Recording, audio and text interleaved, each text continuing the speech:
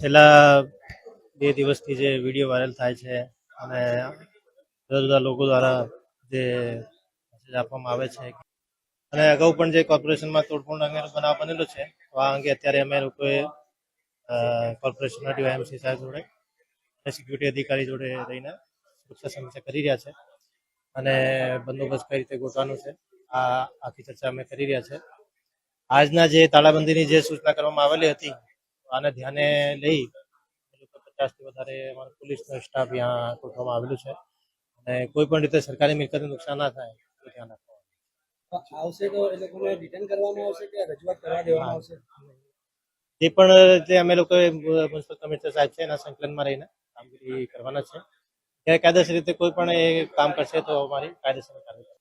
અમે લોકો અહીંયા હાજર છીએ અને સતત વોચ કરી રહ્યા છે કઈ મુવમેન્ટ છે અને જે પણ ગેરકાયદેસર મુવમેન્ટ હશે એના ઉપર કાયદેસર કાર્યવાહી કરવામાં આવશે.